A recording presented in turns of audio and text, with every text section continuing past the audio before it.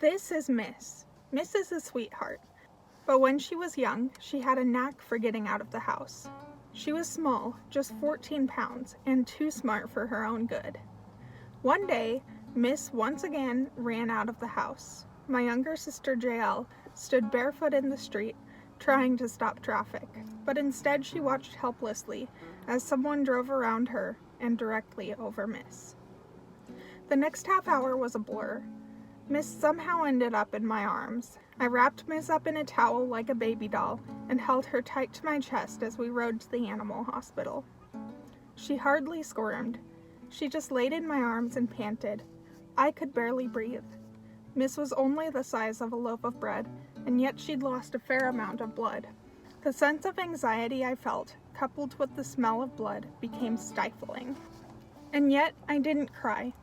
I just held her tight as thoughts raced frantically in my mind. We arrived at the vet a short time later and were told to wait in the lobby. So we sat as the minutes ticked by. Miss held still despite the other dogs in the room, and so did I. As we waited, I examined my shirt. The loose pink knit top I was wearing had done nothing to shield the white tank top underneath from Mrs. Blood. But I didn't care about my clothes. The knot in my stomach had only grown tighter since I was first handed her and the towel. Why was it taking so long? Didn't they know I had a dog bleeding out in my arms? I mean, it wasn't that much blood, but how much blood can a 14-pound animal lose and still survive? After 10 minutes, what felt like an hour, the vet called us back. She gently took Miss off to the X-ray room, and we waited impatiently. After an eternity, the vet entered the room with Miss in her arms. Despite the injuries she'd suffered, Miss greeted us with a slight wag. "Let me pull up the x-rays here," the vet said. So here is her arm. As you can see, all 4 of her metacarpals are broken, and so is her ulna. Usually for a break like this, I want to put a cast on them, but because of the injuries to her tissue, I'd like to get her into surgery as soon as possible to stitch her up, and then we can bandage it up and put a splint on her. "Yeah, that sounds about right," my mom replied numbly. "So I want you to know, I'm not really sure what kind of damage has been done to her blood vessels. While I'll do the best I can't guarantee that she'll be able to heal from this. We may end up still having to amputate her leg in a few weeks." "Yeah, I can understand that," my mom replied. "We'd like you to try and save her leg, but if you can't, we understand. Just do whatever you have to do." So we left her there and went home. My older sister and brother, Rochelle and Jaron, had an orchestra concert that evening. So we went home and prepared for the concert. None of us really wanted to be there, but what else could we do? I changed my shirt and didn't even bother to get the bloodstains out of the white tank top. I just threw it away. After the concert, we went back home to self-medicate. Each of us retreated to our rooms to occupy ourselves in different ways. I laid in my bed and watched YouTube videos, trying desperately to distract myself from the events of the day. The knot in my stomach, while smaller, was still very much there. The next day, my mom and Jaron went to pick Miss up from the vet. JL and I met them at the car with Chief. He carefully sniffed at her, trying to understand what had happened. He'd heard her scream the previous day and had seen me as I wrapped her up in the towel. He knew she was injured, and he treated her with the utmost love and care. The next few weeks were filled with vet visits and a general sense of suspense as we waited for news regarding her healing. Miss learned to manage walking with 3 good limbs as she dragged her splinted leg behind her. Every week, we took her back to the vet to have her bandages changed. One day, Jaron found her. She'd chewed off her bandages and was licking her wounds. Another emergency vet visit was made, and she came home with a cone. Whenever we put anything new on her to wear, she would stand very still, as if she'd been bound to the floor by an unseen force. She never failed to make us laugh. She sat on the floor with her arm in a splint and her head in a cone for what seemed like an eternity before she finally moved.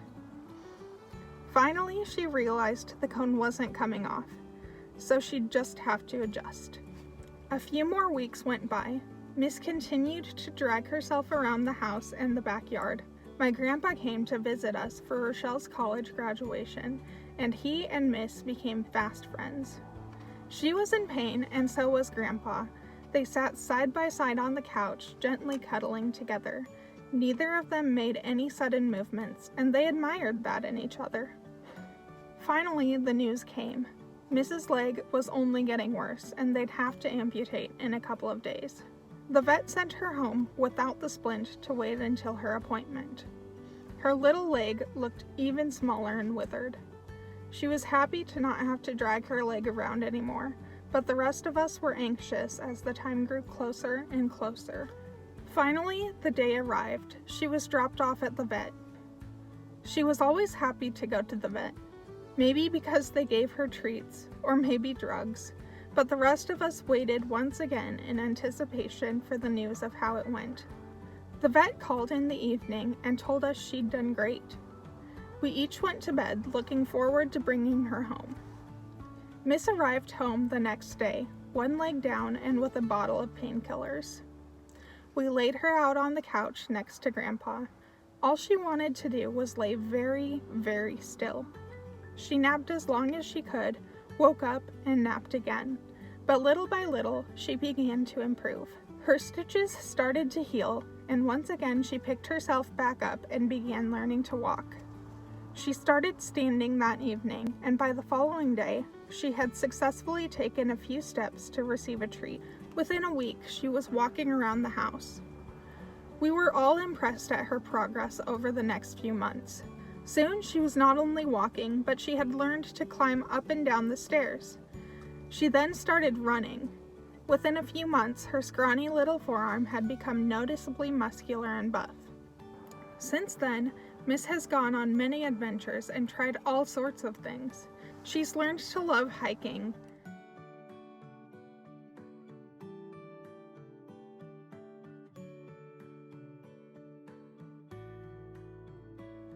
She loves hitching rides on kayaks.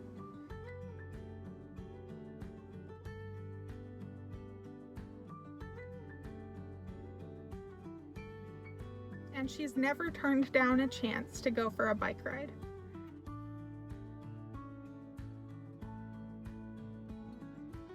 She's made many new friends and has traveled thousands of miles.